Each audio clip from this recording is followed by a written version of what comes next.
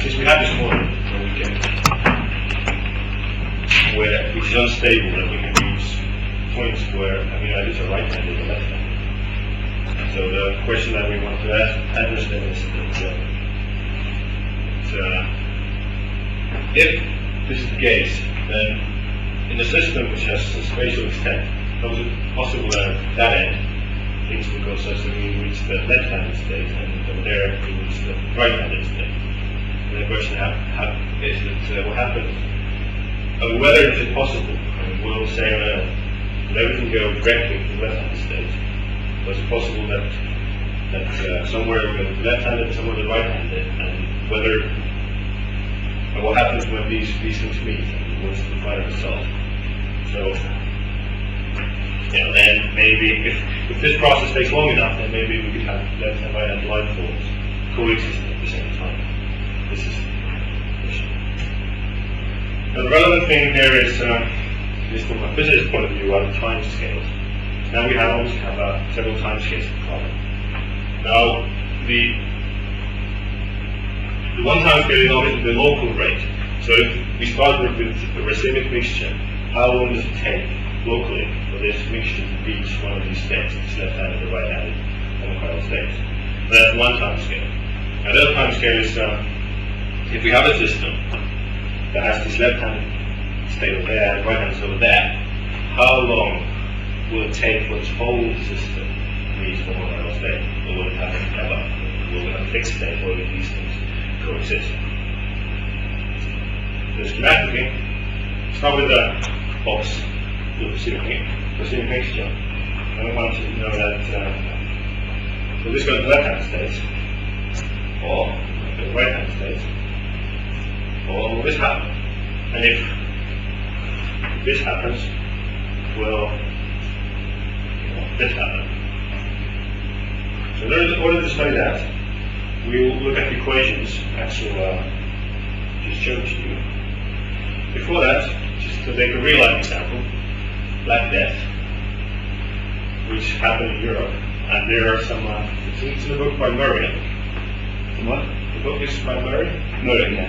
Murray has a very nice illustration of this, how Black Death goes across Europe, and this is pretty well described by Fisher equation. Now this is a nonlinear equation, as you see. And what you find here is that you have front solutions, which move at a particular speed. And actually, in the case of Black Death, we can figure out some 1,000 kilometers per year or something. You see very next to the wall. It's not a very nice thing. Mathematically, it's nice. That's how it goes. Now, over here, you see that we have different possible time scales. One time scale is obviously how, if you have a front solution, so you have this front moves across Europe, and obviously the time scale is going to take for the system on the scale of Europe, it's just going to be the distance traveled over the speed of the front. So that's one time scale. The other possible time scale is just diffusion time scale, which shows us L squared kappa, kappa is the diffusion coefficient here. Or if you have some turbulent process, then there's also the third possibility. So the model, the axis shown looks like this. I think I changed these to capital letters. But basically, X is before the left or right handed, and Y the other one. And this is the delta is 1, so this is the so-called simple case. Now the racemic state is when X and Y are just half, and the homochiral state is the first one of these X equals 1, Y 0, 0, 1, Y 1 state. And the geometric excess is just constant as such. Now these are dimensionless quantities, and so the only dimensionful quantity is the number 0 here. Now, this is kind of hard to estimate. But we found that in literature that this would typically be using molecular values. This is sort of days or from hours to years. And this is estimate.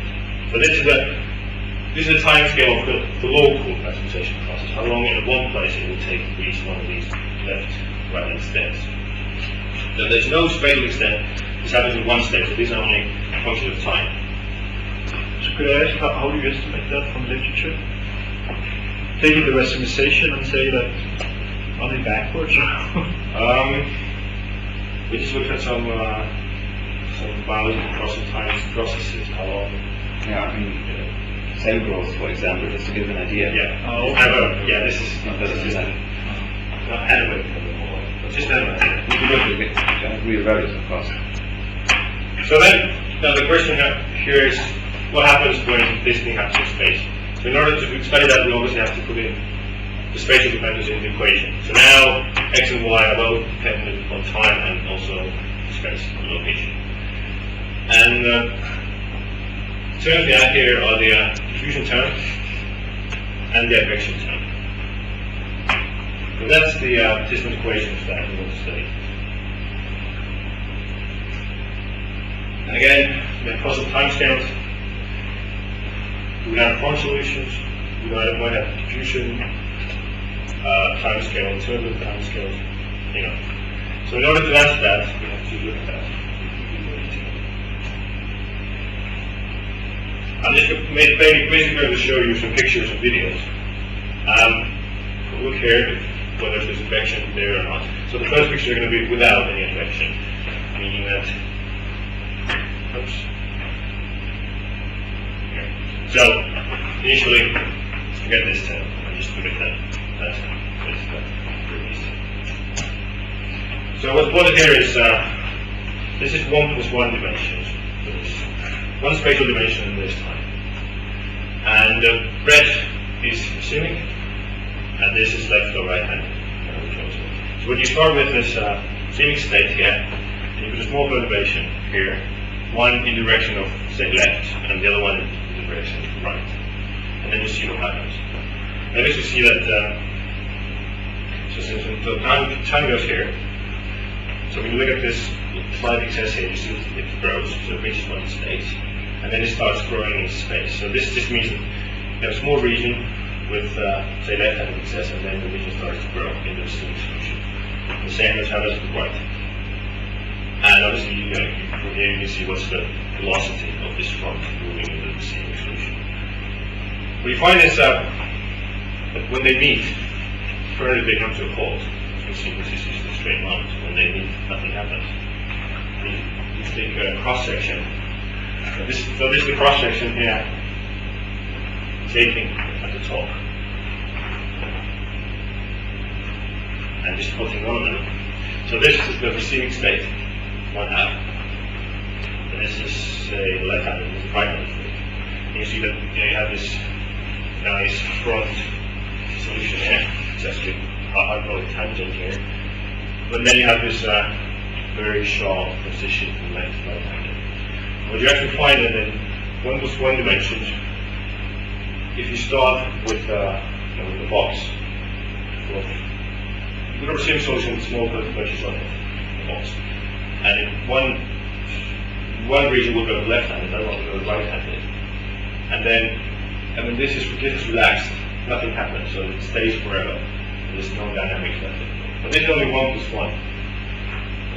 Luckily, if you go to 2 plus 1, it's not that simple. So this is 2 plus 1 dimensional simulation. What here is, you again start with the receiving state. You put some small perturbations on it.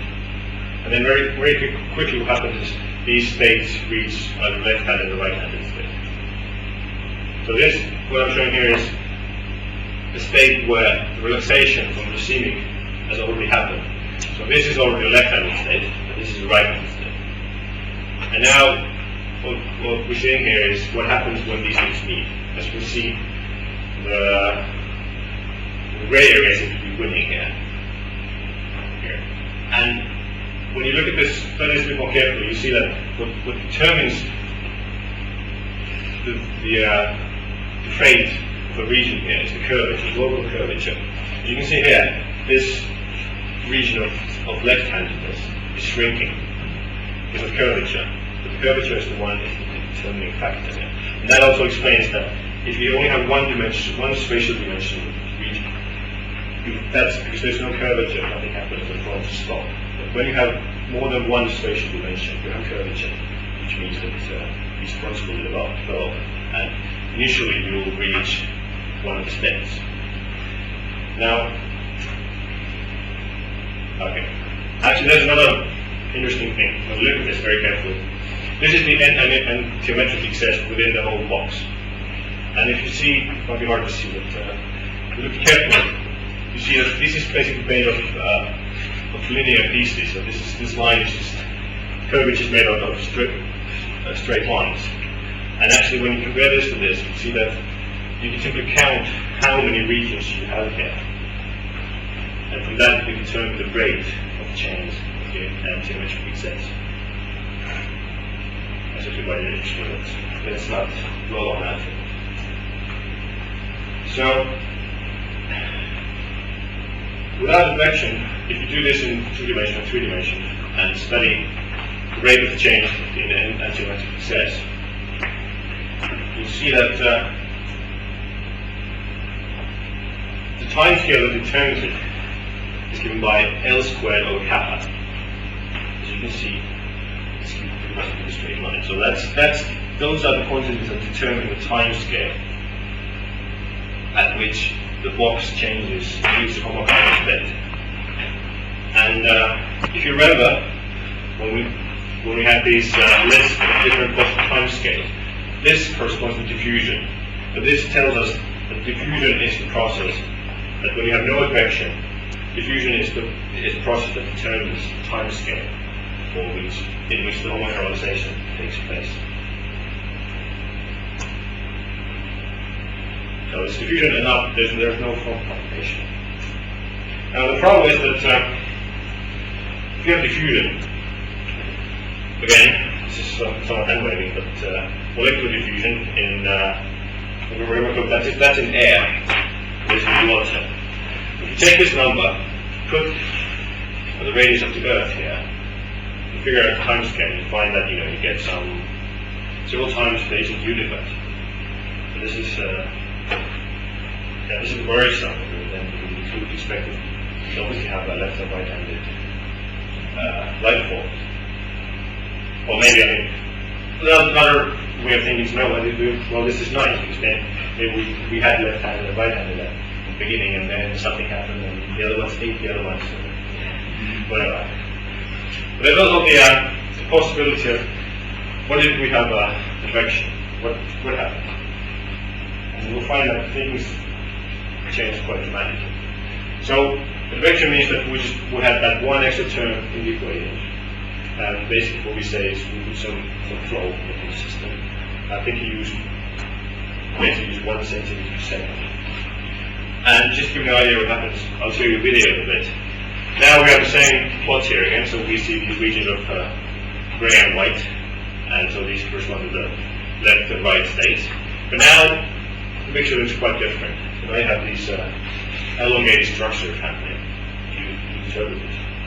And what this does is this basically increases the area on which the states meet, and this actually speeds the process considerably. So instead of having diffusion timescales, we actually find that it's a turbulent timescale, which is L over U, instead of L squared over kappa. And this is just showing the same thing, but now we have timescale is L over U.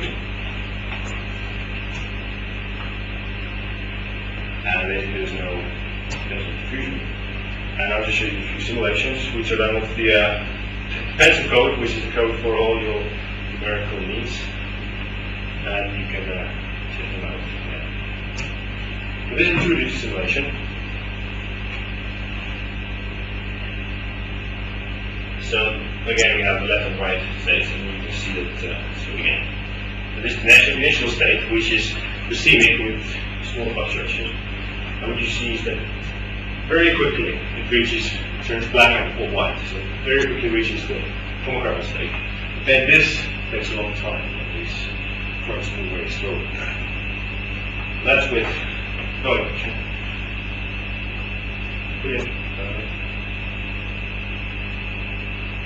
Okay, I think that's on 2D. So in 3D, again, no advection. We expect the same thing. very quickly it reaches one of these black and white states, and then it's pretty slow. Now, do this with advection. See that it's a bit different. But in the end, you find that this is a much quicker process. States mix much more faster, and you reach one of the other states. So, a quick finish soon. Okay, get some good coffee. So, what I want you to take from this talk is that within this model, left and right hand regions appear naturally because it's an unstable system. So, but if we only depend on diffusion, it seems it takes too long from a paralyzed theory. So what we need is some kind of turbulent process that mixes. But maybe it's in the oceans, then we have to mix the oceans very carefully somehow. And this obviously leads to the conclusion that if the life originated in the oceans, but if the ocean wasn't mixing very well, if there weren't enough wind, or maybe the ocean currents weren't there because they weren't in continents, then maybe you could have left and right-handed life forms coexisting. There's always the possibility of trying to look for that in some process. So that's another thing. Thank you.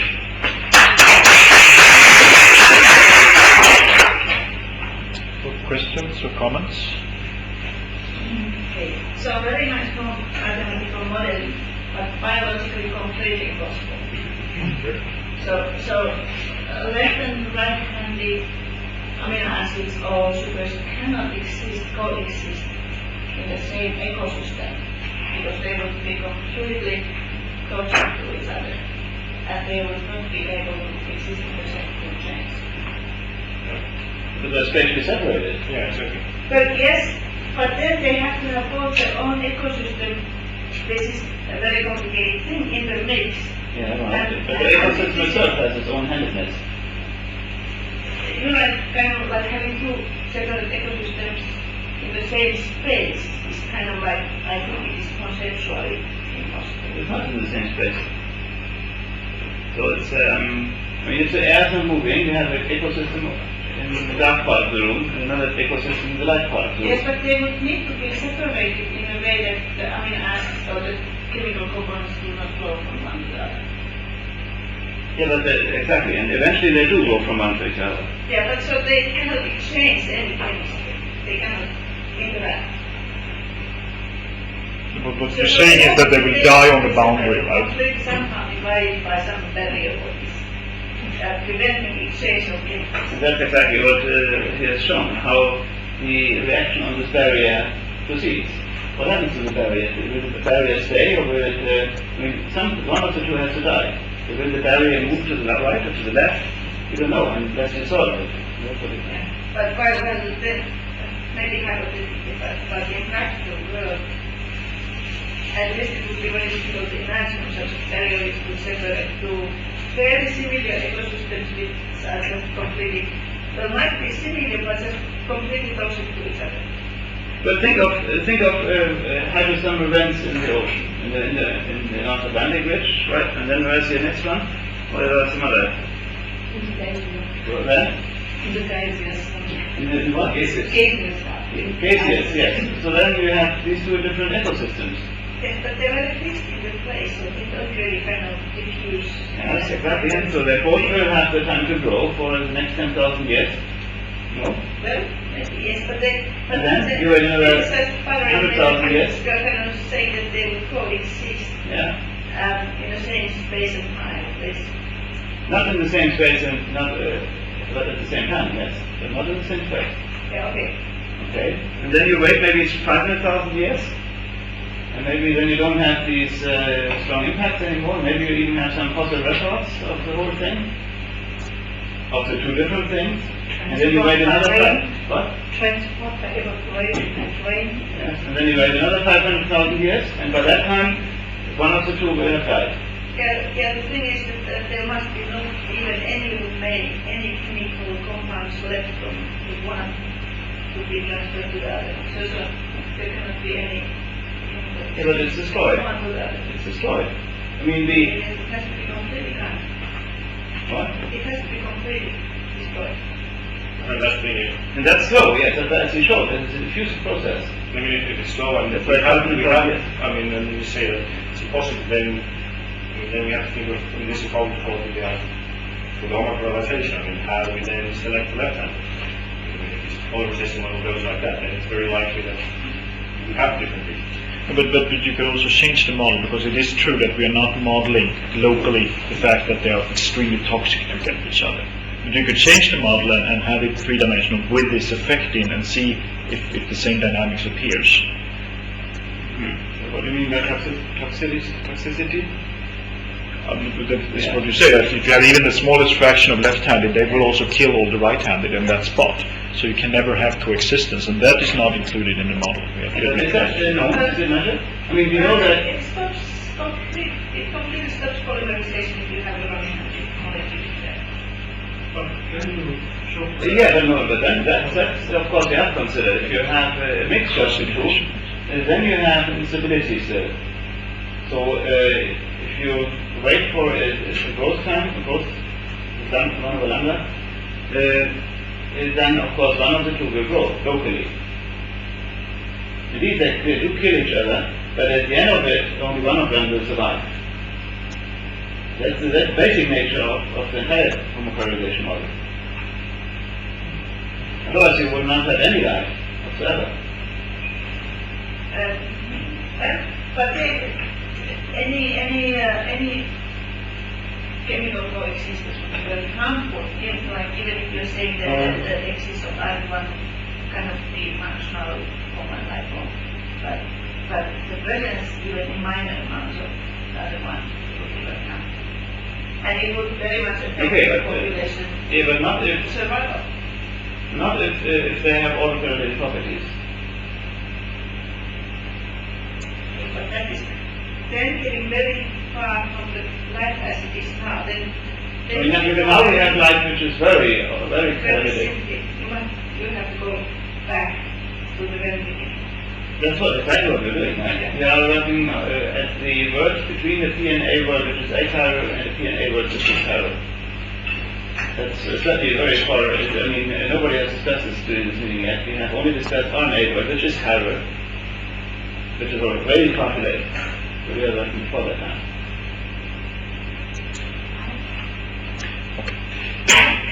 I think also I have two comments. One is what Kirsi said. I think if you say that the RNA world was heterotrophic, so somehow, and if you make organic molecules prebiotically, so they have to feed something which was not biologically. So it must be racemic or somehow. So they must have some kind of mechanism to even live in a world where the food is left and right-handed and select the right one. So I think from the very beginning it might be interesting to have this model. Can I have a second comment which I like this model very much. But I thought of something, did you apply it for the extinction of species, for instance? Or why the Neanderthals died and our ancestors overtook, or these things for the ecological dynamics might be very interesting to apply this model for this.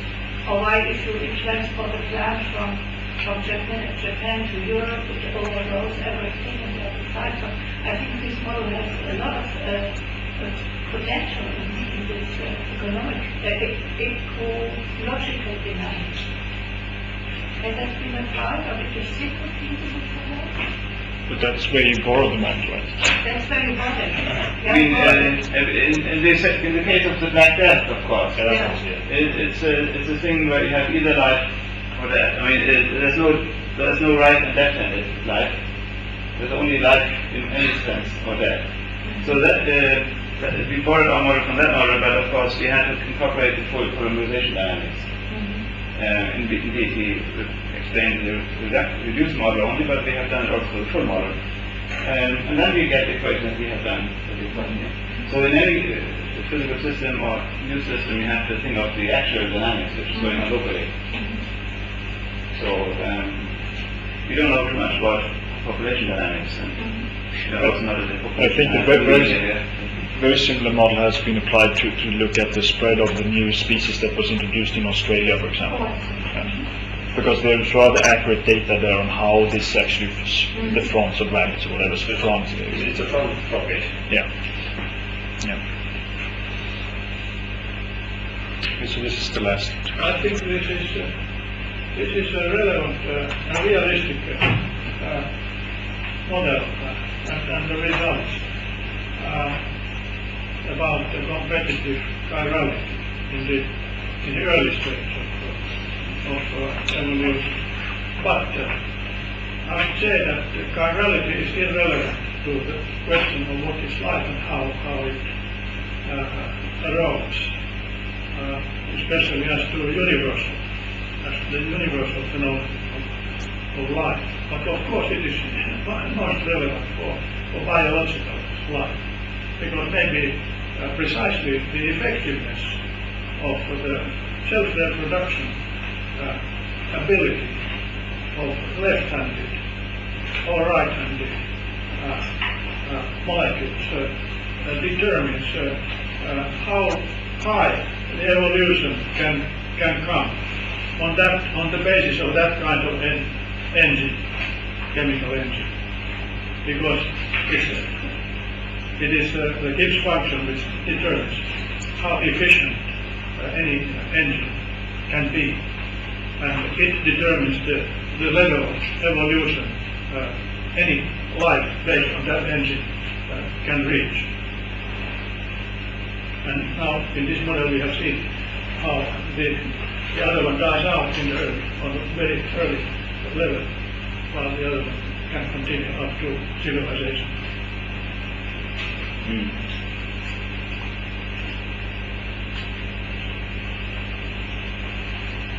Right, so yeah, terribly late. Coffee, right?